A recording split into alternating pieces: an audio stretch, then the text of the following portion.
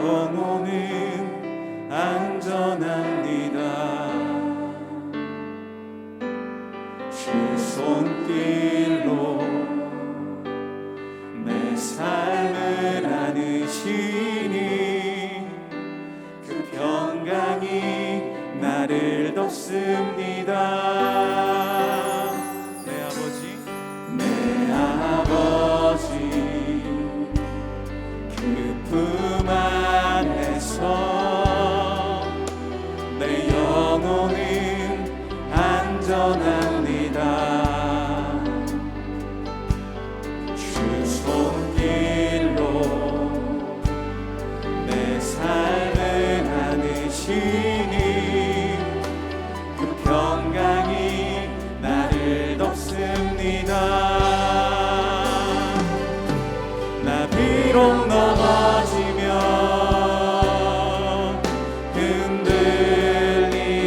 흔들리지만 주 내 안에 거하며 나를 붙드시니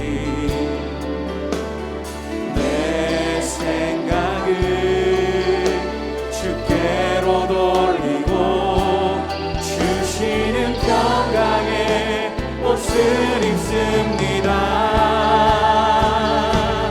주 약속 안에서 내 영혼 평안에 내 뜻보다 크신 주님의 계획 나 신뢰해.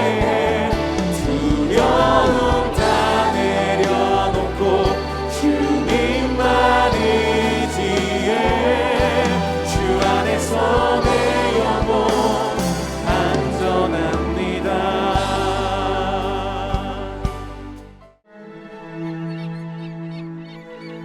형제 사랑하기를 계속하고 손님 대접하기를 잊지 말라. 이로써 부지중에 천사들을 대접한 이들이 있었느니라. 너희도 함께 갇힌 것 같이 갇힌 자를 생각하고 너희도 몸을 가졌은즉 학대받는 자를 생각하라. 모든 사람은 결혼을 귀히 여기고 침소를 더럽히지 않게 하라. 음행하는 자들과 간음하는 자들을 하나님이 심판하시리라. 돈을 사랑하지 말고 있는 바를 족한 줄로 알라. 그가 친히 말씀하시기를 내가 결코 너희를 버리지 아니하고 너희를 떠나지 아니하리라 하셨느니라. 그러므로 우리가 담대히 말하되 주는 나를 돕는 이시니 내가 무서워하지 아니하겠노라. 사람이 내게 어찌하리요 하노라. 하나님의 말씀을 너희에게 일러주고 너희를 인도하던 자들을 생각하며 그들의 행실의 결말을 주의하여 보고 그들의 믿음을 본받으라. 예수 그리스도는 어제나 오늘이나 영원토록 동일하시니라. 여러 가지 다른 교훈에 끌리지 말라. 마음은 은혜로서 굳게함이 아름답고 음식으로서 할 것이 아니니 음식으로 말미암아 행한 자는 유익을 얻지 못하였느니라. 우리에게 제단이 있는데 장막에서 섬기는 자들은 그 제단에서 먹을 권한이 없나니 이는 죄를 위한 짐승의 피는 대제사장이 가지고 성소에 들어가고 그 육체는 영문 밖에서 불사름이라. 그러므로 예수도 자기 피로써 백성을 거룩하게 하려고 성문 밖에서 고난을 받으셨느니라.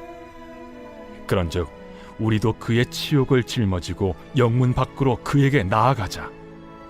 우리가 여기에는 영구한 도성이 없으므로 장차 올 것을 찾나니 그러므로 우리는 예수로 말미암아 항상 찬송의 제사를 하나님께 드리자.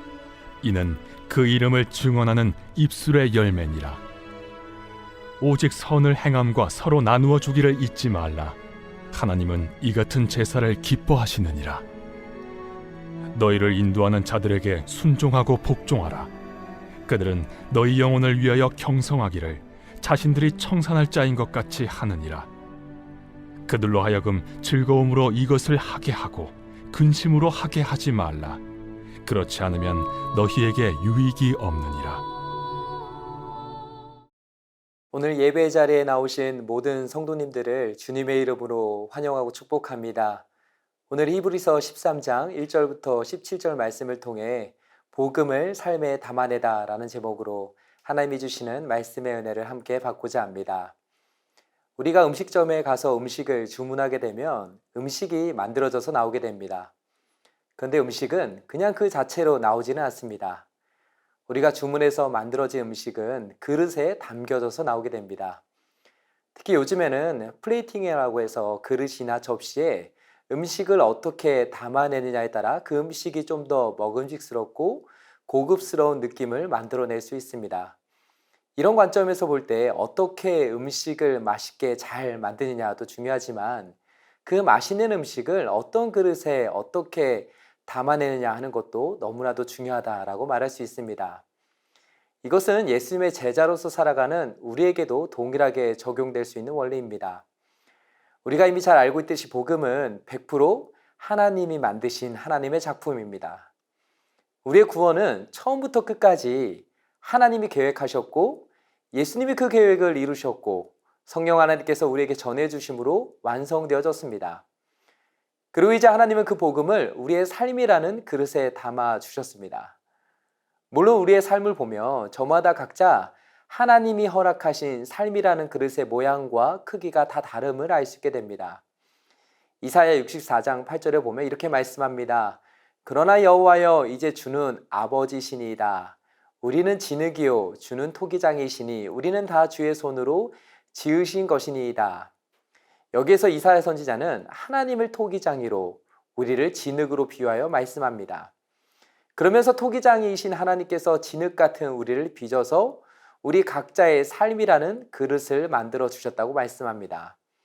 하나님은 우리 한 사람 한 사람을 창조하시면서 하나의 공장에서 똑같은 삶이라는 그릇으로 찍어내시지 않았습니다. 우리 각자의 삶의 그릇은 하나님이 다 다르게 만들어 주셨습니다. 그리고 그 다양한 우리의 삶의 그릇에 하나님은 복음이 담겨지길 원하셨습니다. 성경은 우리에게 우리의 삶과 아무런 상관없는 복음을 이야기하고 있지 않습니다. 복음은 그저 딱딱한 교리에 불과한 것이 아닙니다. 복음이 우리의 삶에 담겨질 때 우리의 삶은 새롭게 달라집니다. 우리가 성경을 보면 복음이신 예수님을 만난 사람들의 삶은 변화되었습니다. 삭개오가 예수님을 만나자 그의 삶은 180도 완전히 달라졌습니다. 어부로 평범한 삶을 살고 있던 베드로가 예수님을 만나자 그는 예수님의 말씀대로 고기를 낚는 어부가 아니라 이제 사람을 낚는 예수님의 제자로서의 삶으로 변화되었습니다. 사도 바울은 어떠합니까? 그는 원래 교회를 핍박하고 예수님을 믿는 자들을 박해했던 사람이었습니다. 그러나 그가 이 부활하신 예수님을 만나자 그의 삶은 예수님을 위해 하나님의 은혜의 복음을 전하는 사명자로서의 삶으로 변화되고 새로워졌습니다. 이처럼 복음이 우리의 삶에 담겨질 때 우리는 변화를 경험하게 됩니다. 복음이 우리의 삶의 그릇에 담겨지면 우리는 그 복음에 어울리는 삶으로 살아가야 합니다. 그래서 빌립보서 1장 27절 상반절에서 사도 바울은 이렇게 말씀합니다. 오직 너희는 그리스도의 복음에 합당하게 생활하라. 복음은 하나님이 우리를 위해 이렇게 행하셨다라고만 말씀하고 끝나지 않습니다. 하나님이 우리를 위해 행하신 이 복음을 우리는 우리의 삶이라는 그릇에 담아내야 합니다. 다시 말해 우리는 지금 우리의 삶의 자리에서 복음을 살아내야 하는 것입니다.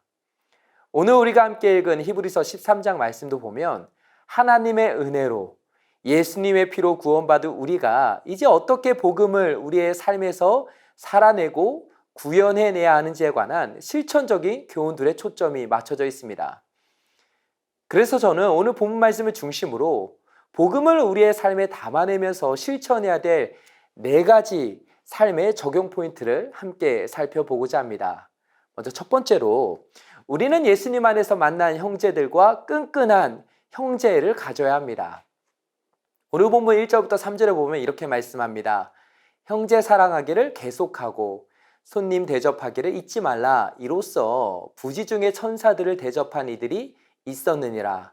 너희도 함께 갇힌 것 같이 갇힌 자를 생각하고 너희도 몸을 가졌은즉 학대받는 자를 생각하라. 여기에 보면 형제와 손님과 갇힌 자와 학대받는 자가 나옵니다. 이것은 그 당시 엄청난 핍박과 박해를 겪고 있었던 초대교회 현실과 아주 긴밀한 연관성을 지니고 있습니다. 우리가 이미 잘 알고 있듯이 히브리서가 쓰여졌을 그 당시에 초대교회 성도들은 예수님을 믿는다는 이유로 인해 여러모로 많은 어려움과 힘겨운 상황을 직면해야만 했습니다.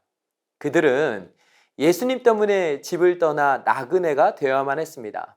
그들은 예수님 때문에 감옥에 갇히게 되었습니다. 그들은 예수님 때문에 학대를 받아야만 했습니다. 이런 상황 속에서 하나님은 히브리서 말씀을 통해 믿음 안에서 힘겨운 싸움을 함께 싸우고 있는 그리스도인들이 먼저 서로를 사랑하라고 말씀합니다. 예수님 안에서 누구든지 만나면 끈끈한 형제를 가지고 믿음의 동역자로서 서로를 환영하고 환대해 주라고 말씀합니다. 서로에게 힘이 되어 주라고 말씀합니다. 서로의 아픔과 고통을 진심으로 함께 공감해 주면서 서로를 격려하고 위로해 주라고 말씀하고 있습니다. 이필창 교수님이 쓰신 이보다 더 좋을 수 없다라는 책에 보면 이 구절을 설명하시면서 그 당시 초대교회 때 어떠한 모습들이 있었는지에 대해 이렇게 기록하고 있습니다. 그리스도인의 이름을 지닌 모든 나그네들은 그것으로 환대를 받을 수 있는 권리를 가진다. 그 당시 기독교는 끈끈한 형제를 가지고 있었기 때문이다. 그리스도인들은 어디를 가든지 동료 그리스도인들의 공동체 안에서 환영과 환대를 받았다. 주 안에 사랑하는 여러분, 오늘날 저와 여러분 어떠합니까? 복음은 우리의 삶의 지경을 나라는 테두리에서 예수님을 함께 믿는 우리라는 테두리로 옮겨줍니다. 그래서 초대교회 성도들처럼 우리도 예수님의 이름으로 함께 만난 믿음의 동역자들과 함께 끈끈한 형제를 가지게 되는 것입니다. 소망하기는 오늘 말씀대로 우리도 믿음 안에서 만난 서로를 더 사랑하고 더 환대하며 아픔을 함께 더 나눌 수 있게 되므로 우리를 통해 세상이 예수님을 볼 수 있게 되길 주님의 이름으로 축복합니다. 그런가 하면 두 번째로 우리는 성도로서의 거룩함을 지켜내야 합니다. 오늘 본문 4절과 5절을 보면 이렇게 말씀합니다. 모든 사람은 결혼을 귀히 여기고 침소를 더럽히지 않게 하라. 음행하는 자들과 간음하는 자들을 하나님이 심판하시리라. 돈을 사랑하지 말고 있는 바를 족한 줄로 알라. 그가 친히 말씀하시기를 내가 결코 너희를 버리지 아니하고 너희를 떠나지 아니하리라 하셨느니라. 이 세상은 끊임없이 성도로서 우리가 지켜내야 하는 거룩의 수준을 낮추려고 온갖 수단과 방법을 사용하고 있습니다. 특히 오늘 본문 말씀에 나온 성적인 문제와 돈의 문제는 초대교회 때부터 지금까지 계속해서 교회와 성도들을 유혹하며 시험 들게 하고 넘어뜨리게 만드는 중요한 문제들이었습니다. 그렇기 때문에 성도로서 우리는 돈과 성적인 문제에 있어서 영적으로 결코 그 어떤 작은 빈틈을 보여서는 안 됩니다. 사단은 우리가 아주 작은 빈틈이라도 보이게 되면 그 틈을 비집고 들어와서 우리를 유혹하고 넘어뜨립니다. 우리가 잘 알고 있는 대로 하나님의 사람이었던 다윗도 이 문제에 있어서 무너졌습니다. 따라서 우리는 성도로서의 거룩함을 우리의 삶에 담아내고 지켜내기 위해 항상 영적으로 깨어 있어야 합니다.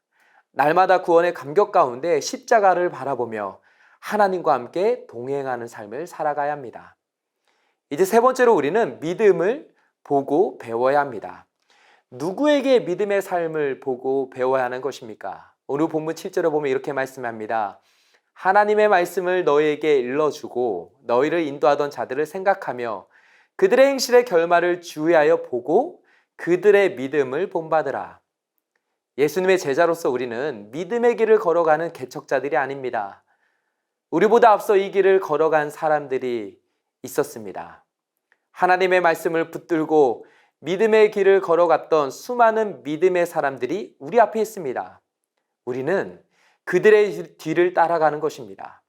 그들이 앞서 걸어가며 우리에게 가르쳐주고 인도해 주었던 그 믿음의 삶을 보고 배우면서 우리도 이 길을 걸어가는 것입니다. 때로 그들이 믿음의 길을 걸어가면서 실수하고 실패했던 모습들을 통해 우리는 그러한 실수와 실패를 우리의 삶에서는 반복하지 않을 수 있도록 주의 깊게 그들의 삶을 잘 살펴보고 잘 배우면서 믿음의 길을 계속해서 끝까지 걸어가는 것입니다. 특히 8절을 보면 이렇게 기록하고 있습니다. 예수 그리스도는 어제나 오늘이나 영원토록 동일하시니라. 이 말씀 그대로 예수님은 어제나 오늘이나 영원토록 동일하신 하나님이십니다. 과거에 믿음의 길을 걸어갔었던 믿음의 사람들이 예수님 한 분만 바라보며 그 길을 끝까지 걸어갔을 때 영광의 주님께서 그들을 맞아주셨던 것처럼 오늘 믿음의 길을 걸어가는 우리도 영광의 주님이 우리를 맞아주실 것입니다. 그렇기 때문에 우리는 거센 파도가 아무리 우리의 삶에 몰아쳐와도 어제나 오늘이나 영원토록 동일하신 예수님만 바라볼 때 우리의 믿음의 발걸음은 결코 흔들리지 않고 끝까지 믿음의 길을 걸어갈 수 있게 되는 것입니다. 그리고 이제 마지막 네 번째로 우리는 우리의 삶의 자리에서 날마다 우리의 구원자 되시는 하나님을 찬양해야 합니다. 오늘 본문 15절을 보면 이렇게 말씀합니다. 그러므로 우리는 예수로 말미암아 항상 찬송의 제사를 하나님께 드리자. 이는 그 이름을 증언하는 입술의 열매니라. 여기에 보면 그러므로 라는 접속사로 15절이 시작되고 있습니다. 이것은 앞서 10절부터 14절까지에 나온 율법과 성전 제사의 한계를 넘어 하나님이 예수 그리스도의 보혈의 피를 통해 베풀어 주신 구원의 은혜를 온전히 경험한 모든 성도들은 이제 15절로 넘어와야 한다는 것입니다. 다시 말해 구원받은 하나님의 자녀로서 이제 우리는 무엇을 해야 한다는 것입니까? 우리의 구원자 되시는 하나님을 찬양해야 한다는 것입니다. 예수로 말미암아 우리에게 영원한 구원을 선물로 주신 위대하신 하나님께 감사하며 구원의 감격 속에서 날마다 하나님을 찬양하며 예배해야 한다는 것입니다. 복음은 우리를 향해 너는 할 수 없기에 하나님이 다 하셨다고 말씀합니다. 복음은 우리를 향해 너에게는 아무런 소망이 없지만 하나님의 은혜로 우리를 살려주셨다고 말씀합니다. 복음은 우리를 향해 하나님이 우리의 힘과 능력과 소망이 되어주신다고 말씀합니다. 그래서 우리는 하나님이 베풀어 주신 구원의 은혜를 날마다 누리며 우리의 창조주요 구원자 되신 하나님을 기쁨과 감사함으로 날마다 찬양할 수 있게 된 것입니다. 이제 말씀하겠습니다. 복음을 우리의 삶에 담아내면서 우리는 하나님이 오늘 우리에게 말씀을 통해 주신 네 가지 적용 포인트를 꼭 기억하고 실천해야 합니다. 먼저는 예수님 안에서 맺어진 끈끈한 믿음의 형제를 가지고 서로 사랑하며 섬기고 돌보는 것입니다. 두 번째로는 성도로서의 거룩함을 지켜내는 것입니다. 세 번째로는 영적 스승에게서 흔들리지 않는 굳건한 믿음을 보고 배우며 믿음의 길을 걸어가는 것입니다. 마지막 네 번째로는 우리의 삶의 자리에서 우리의 구원자 되시는 하나님을 구원의 감격 속에서 날마다 찬양하며 예배하는 것입니다. 소망하기는 오늘 이 네 가지 적용 포인트를 가지고 우리의 삶의 실천함으로 어제나 오늘이나 영원토록 변함없으신 오직 예수 그리스도 그 한 분만을 높이며 예수님과 함께 예수님 안에서 행복한 삶을 살아가는 저 여러분 모두가 되시길 주님의 이름으로 축복합니다. 이제 오늘 주신 말씀 붙들고 기도 제목을 함께 읽으며 기도하겠습니다. 먼저 첫 번째로 예수님 안에서 맺어진 끈끈한 형제를 가지고 서로를 진심으로 사랑하고 진심으로 환대하며 고통 가운데 있는 형제들의 아픔을 진심으로 공감하며 위로하게 하여 주옵소서. 두 번째로 온갖 세상의 유혹과 거센 파도에 맞서 성도로서의 거룩함을 지켜내며 흔들리지 않는 믿음으로 믿음의 길을 신실하게 걸어가게 하옵소서. 마지막 세 번째로 구원의 감격과 기쁨 속에 우리의 구원자 되시는 하나님을 온전히 찬양하며 예배할 수 있도록 은혜의 단비를 내려 주옵소서. 이어서 8월 6일부터 26일까지 매주 토요일 4주 동안 랜선 해외 선교가 진행됩니다. 다음에 기도 제목을 읽고 함께 기도하겠습니다. 첫 번째로 선교지와 팀원, 담당 교역자 모두에게 하나됨의 은혜를 더하여 주소서. 동일한 하나님의 은혜가 흐르게 하시며 모든 팀원들과 선교지 간의 원활한 커뮤니케이션이 이루어지도록 인도하여 주소서. 모든 팀원들이 예수님의 마음 갖고 선교에 임하게 하시고 성령의 충만함과 기도의 영을 주셔서 하나님의 강력한 능력을 경험하게 하소서. 8월 6일 해외 선교 파송 예배부터 4주 동안 토요일마다 진행되는데 파송 예배가 은혜 가운데 잘 준비되게 하시고 랜선 선교를 준비하는 선교사님들에게 체력과 영력을 허락하소서. 이 시간 함께 하나님 앞에 간절히 기도하겠습니다.